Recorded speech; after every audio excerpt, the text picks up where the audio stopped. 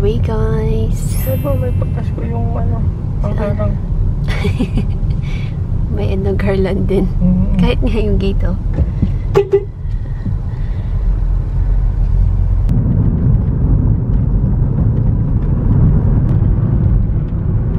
Dapat kayo lipstick na bigyan ni John. How was it? So far, so good. Kiko Milano. Alright, guys. Hindi namin mahanap yung shop. Sabi sa maps, you have arrived. Pero mga ano naman, mukhang mga bahay lang siya.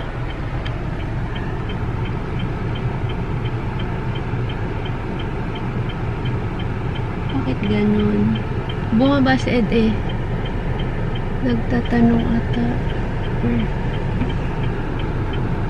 Naliligaw na kami. By the way, ano na, 11:17. Saan kaya to? Ah, ayun, mayroon siyang natanungan. Saan kaya kami dadaan? Ayun. Asa ko daw eh. Siya yan, yung kausap mo? Ah, okay.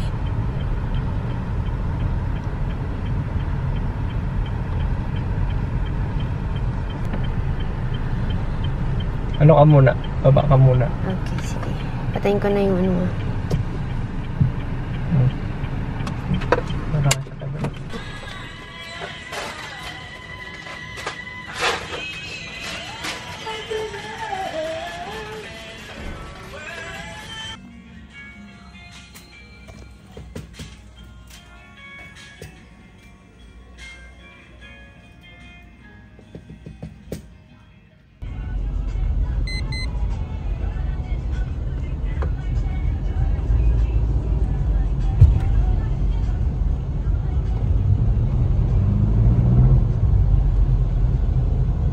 Dito na kami sa SM Bacoor, guys. By the way, 2:31 na. Tapos na rin yung pagpapatint niya. Dahil lang kami dito. Sakto kain na rin. Let's go, guys. Naihin na ako. Kunin natin itong tubig.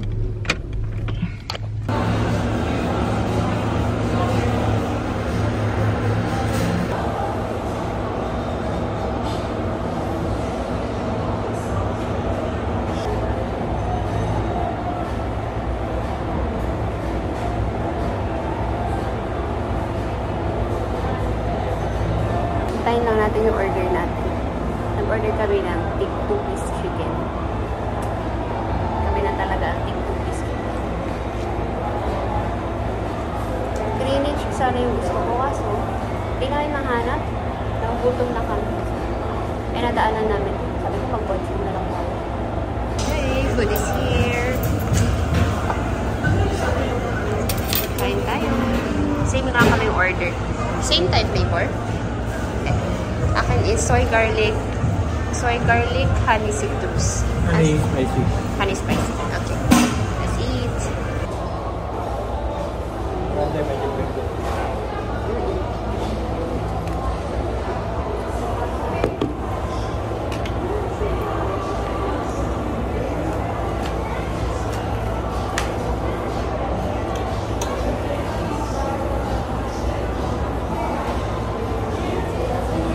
Parang spicy to.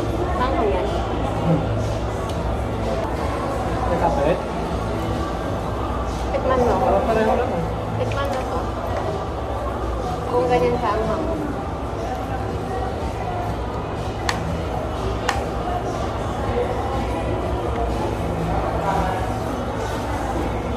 Oo nga, magmukhang natin tayo.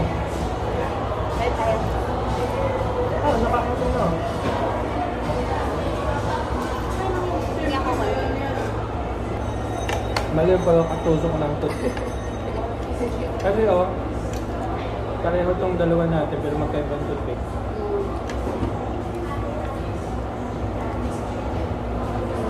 Yan nga yung spicy roll.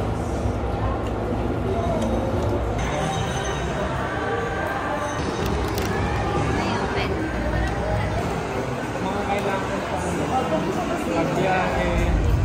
guys, pauwi na kami. Tapos lang namin dito sa SM Bacoor. And it's 6:08 na. Daming tao guys sa loob. Kaya hindi ako naka-vlog. Naka-vlog ako, sobrang konti lang.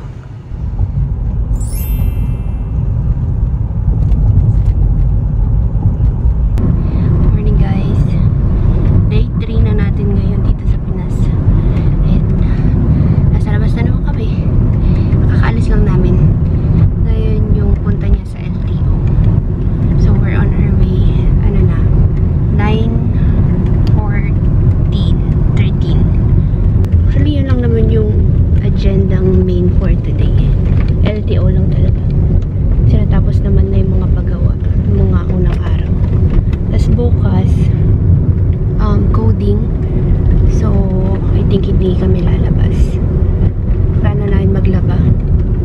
Kaso, ganito yung panahon. Hindi siya maaraw. Makulimlim. Mula nung dumating kami, ganito na siya. Makulimlim tapos maambon. Doon di naman yung ulan na malakas talaga. Ganun lang, ambon-ambon lang. Pero kailangan namin maglaba kasi ang dami na din naming nagamit. Ito yung aking outfit. Ito yung naiwan ko dito sa Pinas eh. Ito, tas meron pa tong pants. Ba't nagpalit ka ng damit? Sikip na? Naka-long sleeves siya kanina eh. Malamig pa naman sa mall. Kasi hindi na ako nag-long sleeves kasi sinisave ko yung damit. Malamig sa mall kahapon eh. Lalo na sa mga store. Sa Watsons, ang lamig-lamig. Pero pag ano naman, nasa labas ka, hindi naman siya yung mainit pero hindi rin naman malamig. Sakto lang. Fairness yung skin ko. Wala pa tayong pimples. Sana maganda yung pimples. Maganda yung skin ko dito. In fairness ah. Pangatlong araw na natin. Usually, minsan kapag pagkalapag pa lang, kinabukasan meron ng pimples. So far, wala pa naman. Alright. Dito na kami guys. Malapit lang naman yung LTO. LTO Imus kami. Lapit lang siya sa Lancaster. Okay. Ano ko na ito dito? Ito. Okay, let's go.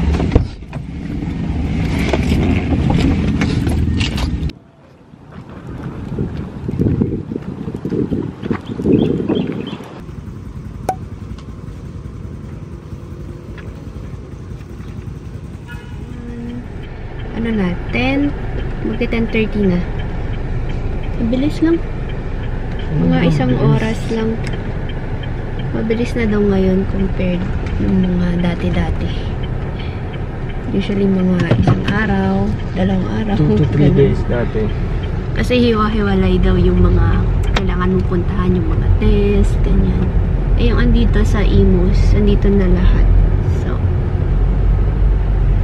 hindi ka na magpapalipat-lipat pa. Make sure lang dala mo yung mga kailangan.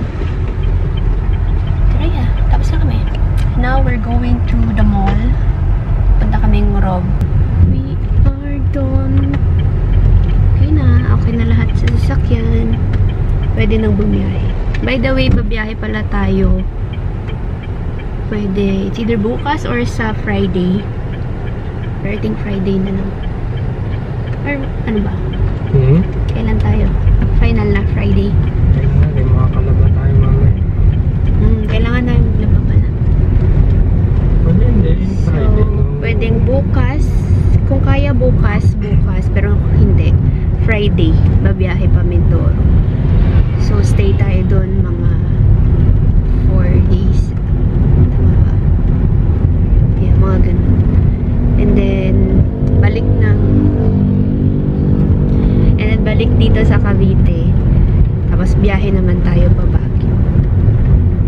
Tapos, after Baguio, balik na naman ng Cavite. Tapos, uwi na. Balik na ulit ng Abu Dhabi. this year. Unlike last year na isang buwan talaga kasi December 1 yung flight namin eh. Ng madaling araw. So, dito na kami talaga ng December 1. This year, ano kami? 3 weeks lang. Kasi December 8 kami ng flight. Pero pwede na din. At least kahit pa paano nakauwi. Makita ang family. Noong una pa nga parang, ano ba, uwi ba tayo? Kaya hindi ko muna na-mention sa vlog kasi hindi namin sure kung uuwi kami ng Pinas o hindi.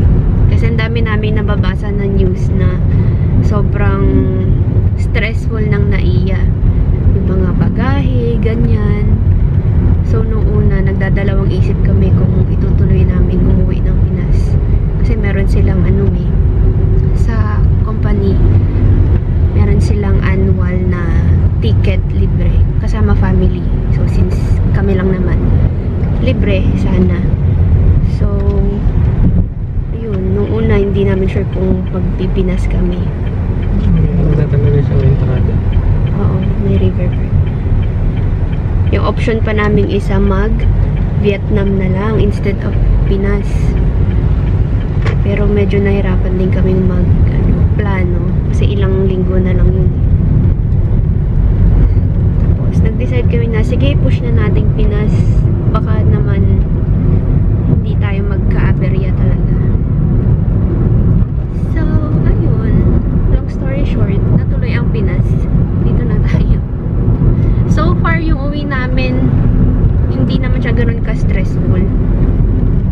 Wala namang nawalang bagahe, which is yun yung una kong inaano talaga. Kasi yun yung mga nasa balita eh. Yung mga hindi dumadating yung bagahe nila. Pero so far, okay naman. May mga konting delay lang sa pag-claim ng baggage, sa pagbaba ng eroplano. Pero overall, okay lang naman siya. So, sana ganun din sa pabalik natin.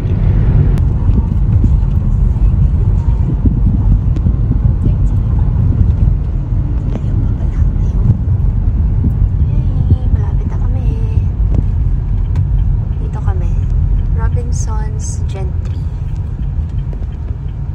Malupit yung pangharang sa temporary close na ito. Kotse mismo eh. Ay, talagang dire-diretso si Kuya. Okay, go.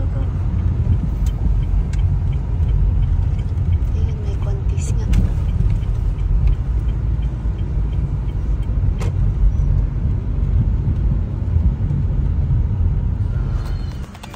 Salamin ng kotse para mapalitan. Okay, nasa guys ako na Kaya dito yung pamalit sa nabili ko sa handyman. Makinsil para sa damit yung natin. sandok. Happy na ako dito. Oh, may para sa toothbrush. Chopsticks. Kasi sira na yung chopsticks natin dyan para sa pancit canton. Tapos, sa ano natin to? Di ba yung S-strap natin din sa lababo sa UAE? Hindi siya pa-S. So, okay. para matanggal yung amoy. Ang dami yun. This one, sa So, bowl. dito yan. Tapos, boy. Para sa UAE. Panglagay dun sa airbed. Exhaust. Oo. Better, diba? Ang dami kong discovery, boy. Kasi, pag luluwas, lagi nagpa-fog yung salamin. Para hindi daw sa mag... Daming discovery Ano boy, 3 klase yung nila, sandok sa kanin. Okay na to. Hindi tayo makakita sa UAE. Sila 3 klase. Merong tumatayo. Okay na, parang mas gusto ko to. Kasi maganda yung shape niya. Okay. Meron ding cute, may teddy bear. Okay na yan. Galing akong that store. May go time sila. Merong kiosk mismo sa paano Ay, oo nga, Robinson's ang go. Oo nga eh.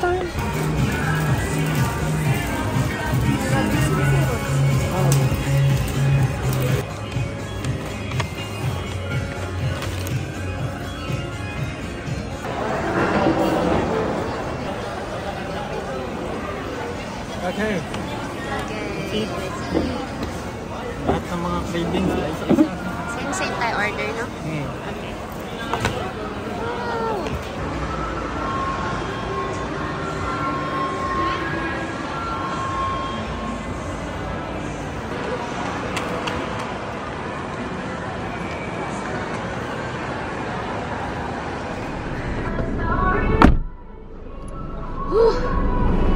Okay. Guys, 1:30 na. Tapos na kami dito sa Rob. Lakas ata ng music. Anyway, tapos na kami. Yung mga pinamili namin nasa likod. Though, konti lang naman. But I'm happy. Nahanap ko yung skirt na hinahanap ko sa UAE. Yung ganong style. And sakto, meron akong size. Nag-iisa na lang yun eh. May sinukat akong una. Medyo maluwang. So, kinuha ko yung naka-display. And mas okay na yung size niya. Alright, let's go home. Maaga tayong uuwi today. Unlike ng mga nakarang araw. Gabi na kami umuwi.